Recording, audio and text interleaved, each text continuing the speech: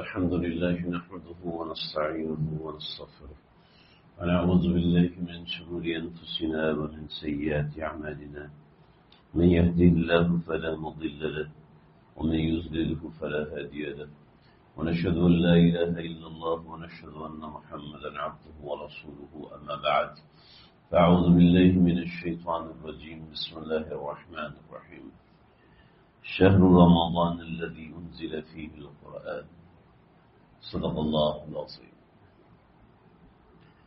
اللہ کے فضل و احسان سے اللہ تعالیٰ نے ہمیں یہ مبارک مہینہ عطا فرمایا ہے، اور یہ کرم اللہ کا ہوتا ہے، اللہ جس سے چاہے دیتے ہیں۔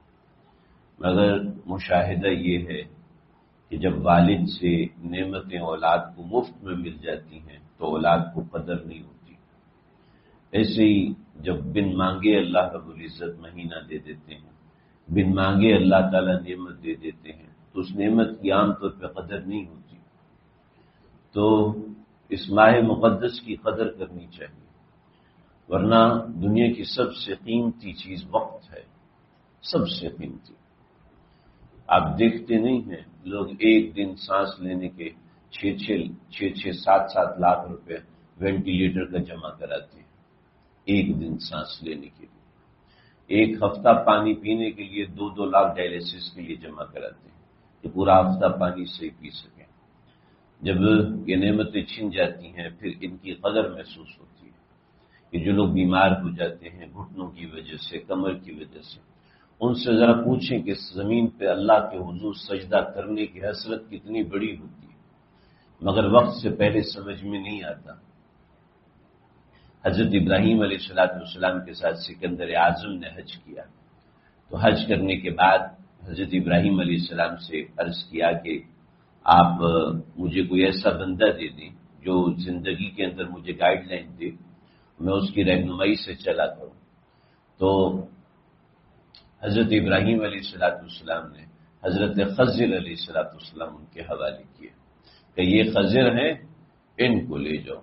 روایت کمزور ہے مگر تاریخی روایت ہے، عبرت کے لیے چلتی ہے۔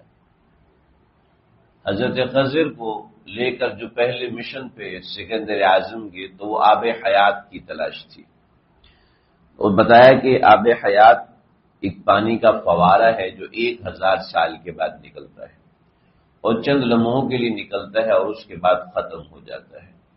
جغرافیہ دانوں نے تحقیق کر کے بتایا کہ 1000 سال گزرنے والے فلاں علاقے میں کھلے گا، چنانچہ چلے میرے ساتھ۔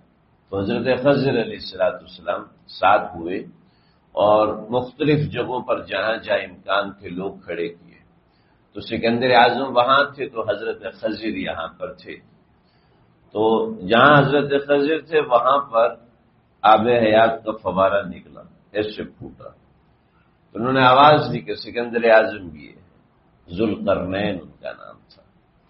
تو جب سکندر اعظم وہاں سے بھاگے یہاں تک پہنچے تو پانی کا فوارہ بند ہو چکا تھا۔ تو کہا کہ یہ اللہ کی طرف سے معاملہ آتا ہے کہ جب اللہ کی قضا آ جاتی ہے تو پھر انسان کی تدابیر سب ختم ہو جاتی ہیں۔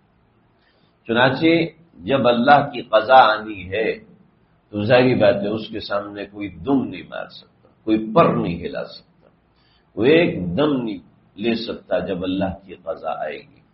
مگر آج اگر اللہ نے یہ توفیق دی ہے تو اس توفیق کو استعمال کیجیے۔ حدیث میں آتا ہے روزانہ اللہ رب العزت جہنم سے آزادی کا پروانہ جاری کرتے ہیں۔ روزانہ اللہ رب العزت لاکھوں لوگوں کی بخشش کرتے ہیں رمضان میں۔ اللہ کرے اس میں میرا نام بھی ہو جس کی روزانہ بخشش ہوتی ہے، جس کی روزانہ سینکڑوں بار بخشش ہوتی ہے۔ اللہ کرے میرا نام، آپ کا نام اس سب میں شامل ہو۔ یہ رحمتوں کا مہینہ اور اللہ کی رحمتوں کا انبار ہے اس مہینے میں کہ ایک نفل کو اللہ نے فرض کے برابر کر دیا، ایک فرض کو 70 گنا بڑھا دیا کہ میری امت اس رمضان میں کوئی ایسا نہ رہے کہ جس کی مغفرت نہ ہو، وہ ایسا نہ رہے جو کہ پیچھے رہ جائے۔ چنانچہ روزہ جو فرض کیا ہے اس کے پیچھے مقصد بیان فرمایا، کتب علیکم الصیام کما کتب علی الذین من قبلکم لعلکم تتقون، روزے تم پر فرض کیے گئے کما کتب علی الذین من قبلکم، ایسا نہیں ہے کہ تم پہلے لوگ ہو کہ تمہارے اوپر ہم نے روزے فرض کیے، یہ ہم نے تم کو کوئی سزا نہیں دی کہ کھانا پینا بند کر دو۔ ہم مسجد میں تھے، درس ہوا، میں تھا، قاری صاحب تھے، اور عبد الرحمان بھائی تھے، اور چند ایک لوگ تھے۔ کورونا کے دن چل رہے تھے، تو عصر کے بعد درس ختم ہوا تو ایک کونے میں ایک نوجوان لڑکا یہ سجدے میں، نماز کے اندر ہی وہ سجدے میں تھا، اور سجدے میں پڑا ہوا ہے۔ درس ہمارا عصر کے بعد 10 سے 15 منٹ کا درس ہوتا ہے، تو درس کے اندر بھی وہ سجدے میں رات، ہم بڑے پریشان ہوئے۔ درس ختم کیا تو میں گیا ان کے پاس، قاری صاحب کو روکا، میں نے کہا رکے، دیکھا تو ان کو ہم نے ہلایا تو وہ نیچے گر گئے۔ بڑے حیران ہوئے، اللہ خیر کرے گی، کوئی گڑبڑ نہ ہوگی۔ دیکھا تو ناک سے خون جاری تھا، ناک کی ہڈی متاثر ہو گئی تھی، لیکن دیکھا تو جسم میں زندگی کے آثار تھے، اور بڑے پریشان ہوئے۔ تھوڑا سا ہلایا جلایا، پانی چھڑکایا تو پتہ چلا زندہ ہیں۔ تھوڑی دیر میں ہوش میں آئے، تو میں نے پوچھا کہ بھی کیا ہو؟ کچھ بھی نہیں، ایسے ہی ہو گیا۔ پھر پوچھا کیا ہوا؟ نہیں، انہوں نے مجھے نہیں بتایا۔ میں نے کہا شاید مجھے نہیں بتا رہے، جوان آدمی ہے، کسی بڑے بزرگ کو۔ میں نے عبد الرحمان بھائی سے کہا کہ بھائی آپ پوچھیں۔ میں باہر چلا گیا تو انہوں نے ان کو بتایا کہ 3 دن ہو گئے کچھ نہیں کھایا، گھر میں کچھ ہے، رکشہ چلاتا ہوں، پیٹرول کے پیسے نہیں۔ قاری صاحب کو بھگایا کہ جو بھی کھانا لے کر آؤ، جو پیسے توفیق سے اللہ نے دیے ان کو۔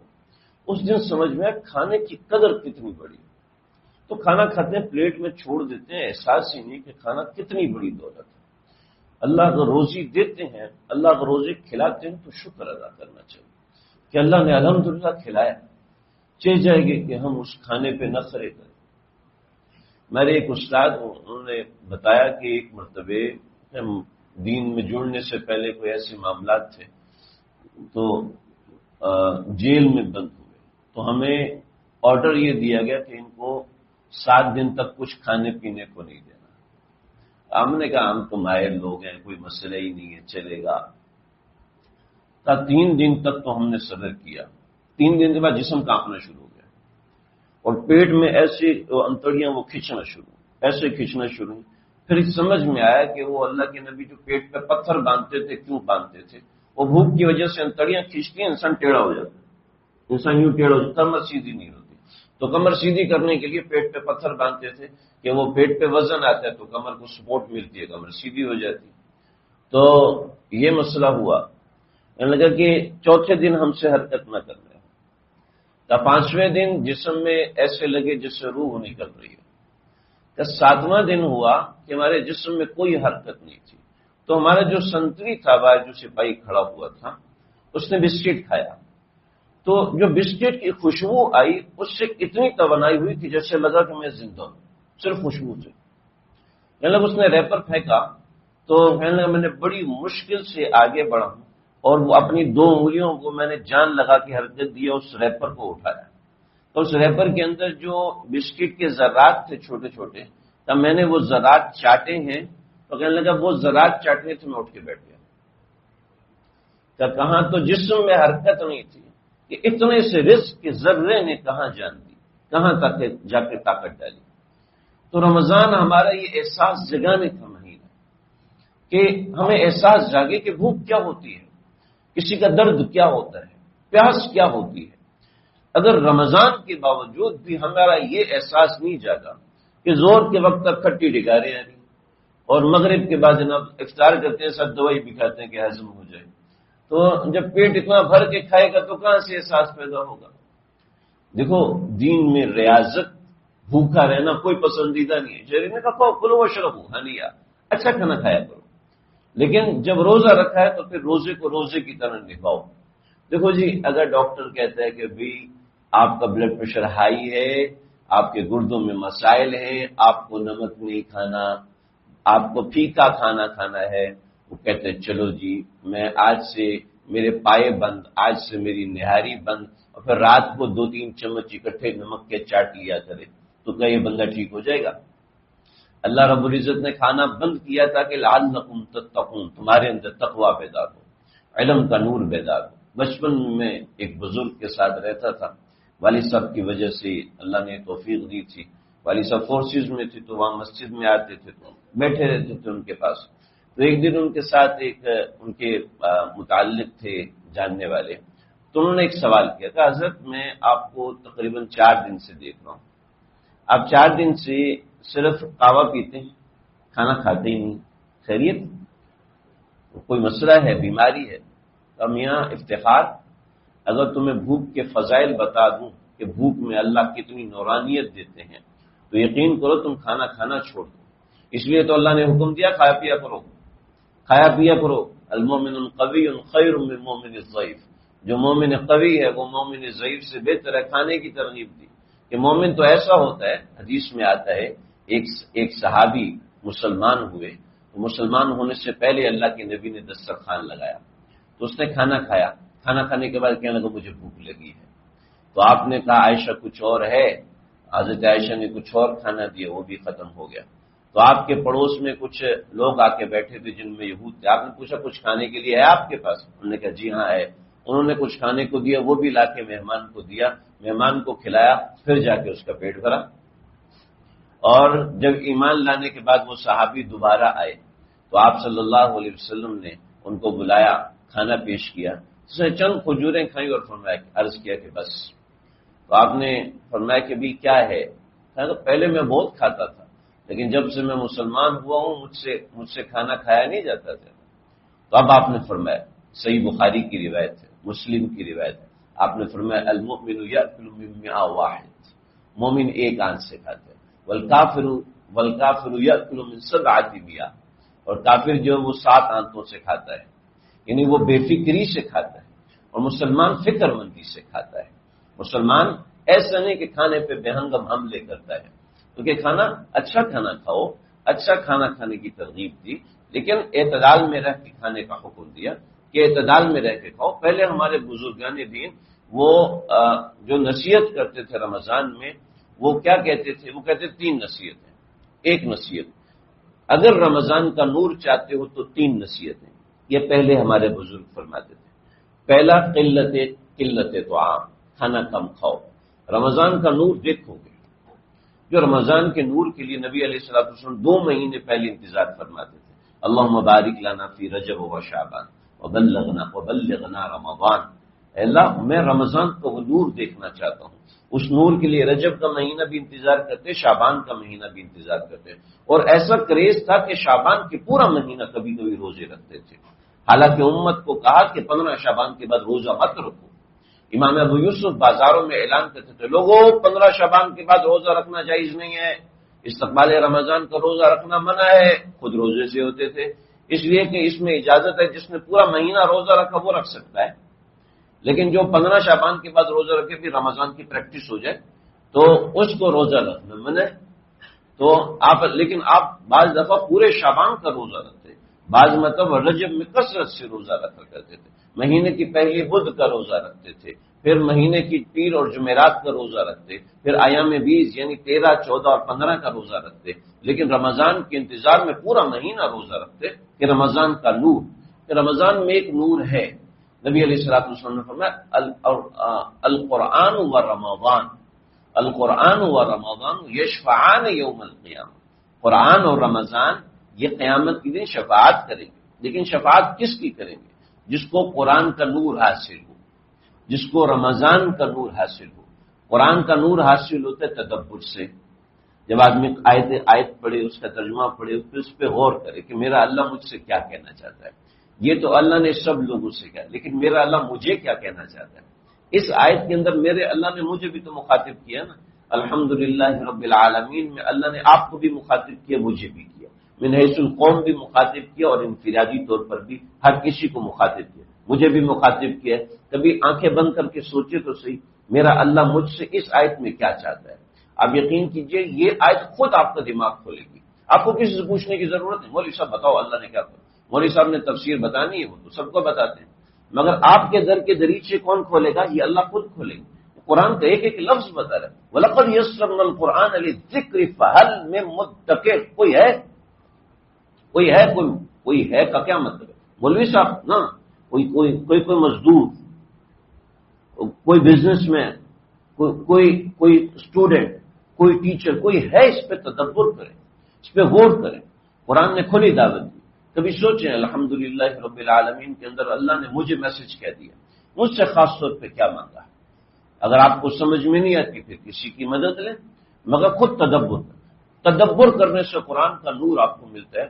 اور یقین کرنا جو نور آپ کو ملے گا وہ یہ نور مجھے نہیں مل سکتا، جو نور مجھے ملے گا وہ آپ کو نہیں مل سکتا۔ اس کے اندر اللہ نے بہاریں کھولی ہیں۔ میں ایسی بات نہیں کرنا چاہتا کہ میری بات فلسفہ بن جائے، لیکن اس میں بڑی نورانیت ہے۔ دوسرا، رمضان کا نور۔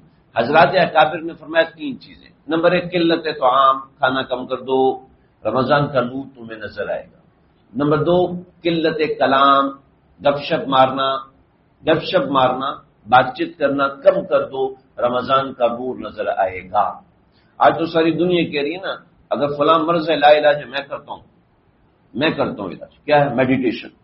آپ کو کوئی دوائی نہیں دینی، آپ بس کونے میں بیٹھو، یہ تصور کرو میں ٹھیک ہوں، میں بالکل ٹھیک ہوں، کچھ بھی نہیں ہے مجھے، میں بالکل ٹھیک ہوں۔ اور اس کے لیے آپ کو دھیان لگانے کے لیے آپ ایسا کرو، کسی پہاڑی علاقے میں چلے جاؤ، درختوں والے علاقے میں چلے جاؤ، یہاں صبح اوس پڑتی ہو، صبح فجر سے پہلے اٹھو اور صبح فجر سے پہلے چڑیوں کی آواز سنو اور پانی کے بہنے کی آواز سنو، اور اس کے ساتھ تدبر کرو۔ یہ تدبر کرو کہ میں ٹھیک ہوں۔ جب یہ تدبر کرو گے اور کتنی دنیا اس کے پر آ چکی ہے کہ ہاں بھئی اس سے بڑھ کے کوئی چیز نہیں، اس سے بڑھ کر کوئی علاج، کوئی میڈیکیشنز نہیں ہے، کوئی انجیکشن نہیں ہے، کینسروں کے علاج لوگوں نے اس سے کیے۔ خیر میں اس کی ترغیب نہیں دے رہا، میں کہہ رہا ہوں کہ جب انسان فکر کرتا ہے، خاموش رہتا ہے، منصمد آنا جا، تو خاموشی سے آپ کے دماغ کے دروازے کھلتے ہیں اور بڑی چیزیں حاصل ہوتی ہیں۔ اسٹوڈنٹ 3 گھنٹے ایگزامینیشن ہال میں بیٹھتا ہے اور وہ کچھ کر کے آتا ہے جو پورا سال نہیں کر سکتا۔ یہ تو ہم سب نے دیکھا ہوا ہے، ہم سب نے سوچا ہوا ہے، سمجھا ہوا ہے۔ ہاں وہ سوچ سمجھ کے کرنے والا ہے تو تب ہے، ورنہ پہلے گھنٹے میں باہر نکلنے والا تو نہیں ہوتا ایسا۔ تو قلت طعام اور قلت کلام، اور پھر قلت نعام، قلت نوم یعنی کم سوئے۔ آج کے زمانے میں ہمارے بزرگ فرماتے ہیں نا، ایسا نہ کرو، بلکہ کھانا کھاؤ اعتدال کے ساتھ۔ ایسے نہیں پیٹ بھر کے کھا رہے ہیں، سجدے میں جا رہے ہیں تو اللہ اکبر کہہ رہے ہیں، اللہ بڑا ہے یا نہیں بڑا ہے، وہ اندر سے نکل رہا ہے۔ سجدے میں اتنا کھا لیا کہ وہ جناب وہ افطار کے بعد نماز کے اندر شکر ہے پنکھے چل جاتے ہیں، ورنہ افطار کے بعد نماز کے اندر کس طرح کی ڈکاریں آتی ہیں عجیب طرح کہ اتنا پیٹ بھر کے کھاتے ہیں۔ اعتدال کے ساتھ کھانا، اعتدال کے ساتھ کلام کیا جائے، یعنی فضول گپ شپ ہو رہا، یوٹیوب کھولا ہوا، فیس بک کھولا ہوا، لگے ہوئے ہیں چٹ چیٹ۔ ہمارے سوشل میڈیا کا ایک سب سے بڑا مسئلہ ہے، اس سوشل میڈیا نے ہر بندے کو جج بنایا۔ مزدور بھی جج ہے، پروفیسر صاحب بھی جج ہے، مولوی صاحب بھی جج ہے، اور سویپر بھی جج ہے، چپڑاسی بھی جج ہے، ہر بندہ جج ہے، کیونکہ اس کی رائے دیکھی جائے گی، اس نے کس کو لائک کیا، کس کو کامنٹ کیا، اس کو دیکھا جائے گا۔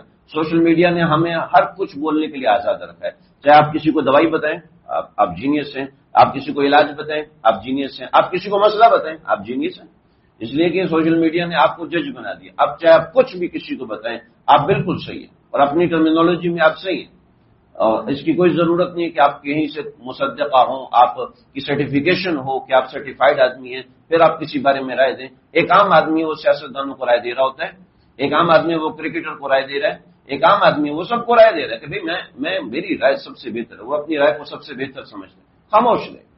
خاموش رہیں، کسی کو رائے دینے کی کیا ضرورت پڑی ہے؟ اپنا ایمان کھپا رہے ہیں، اپنا ایمان ضائع کر رہے ہیں کہ اپنی زبان کو بند رکھیں، اپنے کلام کو کم کریں۔ رمضان میں یقین کیجئے رمضان کا نور دکھے گا۔ اپنے کھانے پینے کو معتدل کریں اور اپنی نیند معتدل کریں، یعنی 6 سے 7 گھنٹے نیند، اس سے زیادہ نیند نہ کریں، اور اس کے ساتھ کچھ تھوڑی بہت عبادت کریں، لعلکم تتقون۔ پھر رمضان کا تقوی حاصل ہوگا، پھر رمضان کا نور انشاءاللہ اللہ رب العزت ہم کو دیں گے۔ تو یہ کچھ چیزیں ہم کنٹرول کر لیں۔ کتب علیکم الصیام ہے اس لیے کہ ہم اپنے آپ کو کنٹرول کریں، کہ کنٹرولنگ پاور ہمارے اوپر ہمارے اندر آئے۔ چنانچہ سب سے پہلے بچوں کو کہا کہ مرو اولادکم بالصلاۃ اذا کانوا 7 سنین، کہ جب بچہ 7 سال کا ہو جائے اس کو نماز پڑھاؤ، اس کو نماز کی تلقین کرو۔ اگر وہ نماز نہیں پڑھتا تو کوئی مسئلہ نہیں، جانے دو، لیکن جب 10 سال کا ہو جائے تو پٹائی کرو، جب 10 سال کا ہو جائے تو پٹائی کرو کہ نماز پڑھنی ہے، تاکہ اس کا دماغ یکسوئی کی طرف آئے۔ حالانکہ وہ بالغ ہوگا 13 سال کی عمر میں، 14 سال کی عمر میں، مگر نماز اس کو 10 سال کی عمر میں کہہ دیا کہ اس کو نماز پڑھواؤ ورنہ پڑھائی کرو، تاکہ کیا ہے اس کے دماغ میں یکسوئی آئے، اس کے دماغ میں ڈسٹریکشن آئے گی، جب ڈسٹریکشن آئے گی وہ کسی کام کا نہیں رہے گا۔ اور سوشل میڈیا ہمیں ڈسٹریکٹ کرتا ہے۔ رمضان میں اپنے آپ کو، کسی نے کہا نا رمضان میں شیطان کے ساتھ اگر نیٹ بند ہو جاتا ہے نا تو بڑا لوگوں کو تقوی حاصل ہو جاتا ہے۔ خیر یہ تو ایک اضافہ کرنا ہوا دین کے اندر، لیکن ہم اپنے آپ کو کنٹرول نہیں کریں گے تو بھلے سے نیٹ بند ہو جائے، انسان اپنے آپ کو کنٹرول کرے گا تبھی تقوی حاصل ہوتا ہے، تب رمضان کا نور حاصل، تب ہمارے بچے پڑھ سکتے ہیں، تب ہمارے بچے ڈاکٹر بن سکتے ہیں، انجینئر بن سکتے ہیں، ترقی کر سکتے ہیں، ورنہ نہ تقوی حاصل ہوتا ہے نہ دوسری چیزیں حاصل ہوتی ہیں۔ اللہ ہم سب کو رمضان کا نور اور رمضان کی برکت عطا فرمائے۔ وآخر دعوانا الحمدللہ رب العالمین۔